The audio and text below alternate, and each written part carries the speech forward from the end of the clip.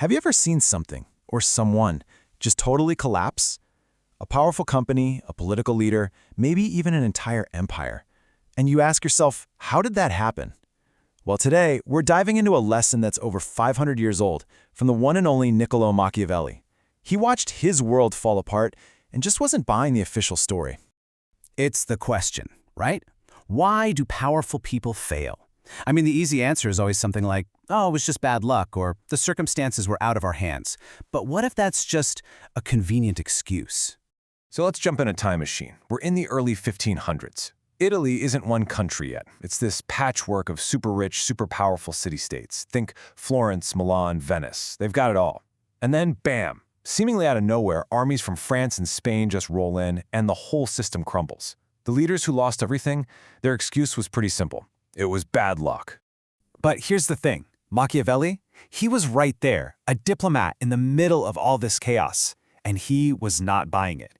He looked around and didn't see some random act of fate. Nope, he saw a pattern of really, really bad leadership. And his take wasn't an excuse. It was a cold, hard verdict. And this slide just nails the two competing stories. On one side, you've got the leaders claiming, hey, we were just helpless victims of fortune's storm. But on the other side, you've got Machiavelli's brutal rebuttal. No, you were the architects of your own failure. I mean, you can just hear them, right? This was the excuse they all repeated. It sounds pretty familiar, doesn't it?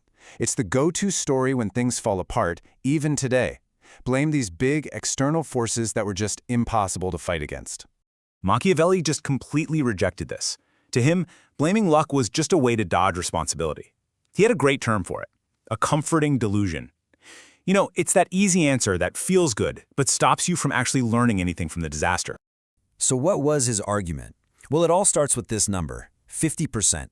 He famously said that fortune, what we'd call luck or circumstances, only controls about half of what happens in our lives. And this chart shows it perfectly. Think of fortune as a raging river. Yeah, it's unpredictable, you can't stop it from flooding. But that other 50%? That's all on us. That's our ability to prepare, to build the dams and the levees before the storm ever hits. And it was in that crucial 50% of preparation where the Italian leaders totally and completely dropped the ball. So what was his proof? Machiavelli wasn't just spouting opinions. He laid out a detailed case. He showed a clear, repeating pattern of just disastrous mistakes that these rulers made over and over again. Honestly, looking at their actions, you could basically write a how-to guide for losing your kingdom, and it's shockingly simple. Step 1, never build your own army. Step 2, go out of your way to make sure your own people can't stand you. Step 3, when everything's peaceful and calm, do absolutely nothing. And finally, Step 4, when the trouble you didn't prepare for shows up, run. Okay, let's get into these failures. First up, the military problem. The Italian states loved to hire mercenaries, basically soldiers who fought for a paycheck, not for a cause. So when they came up against motivated French and Spanish armies, well, these hired guns were totally unreliable.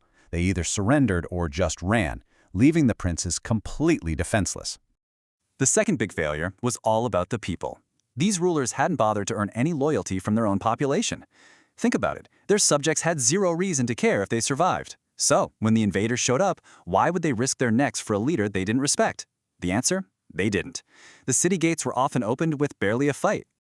So after laying out all these specific screw-ups, Machiavelli zooms out to give us a universal lesson. And this is where his analysis stops being just history and becomes this timeless piece of wisdom for any leader. And here it is, the big lesson. You don't start building your defenses in the middle of an attack. You build them during times of peace, when the sun is shining and everything feels fine. The whole key is to invest in your strength and resilience precisely when it feels like you don't need to. This quote just cuts right to the heart of it. Complacency, that's the real enemy. The minute you assume the good times are going to last forever, that's the very moment you start creating the conditions for your own collapse. And we have to remember, for Machiavelli, this wasn't some academic exercise. This was personal. He was a high-ranking official in Florence. When his city fell in 1512, he lost everything. His job, his status, all of it. So his analysis in The Prince is written from the painful first-hand experience of living through exactly this kind of failure. So, Machiavelli's final verdict is just crystal clear, and it's harsh. These princes were not tragic victims of fate. They were the authors of their own destruction. They were, in fact, textbook case studies in how not to lead. And that brings this 500-year-old lesson right to our doorstep, doesn't it? It makes us ask a really tough question. In our own lives, in our jobs, in our communities, are we actually preparing for tough times when things are good, or are we just crossing our fingers and hoping for good fortune, just like those Italian princes?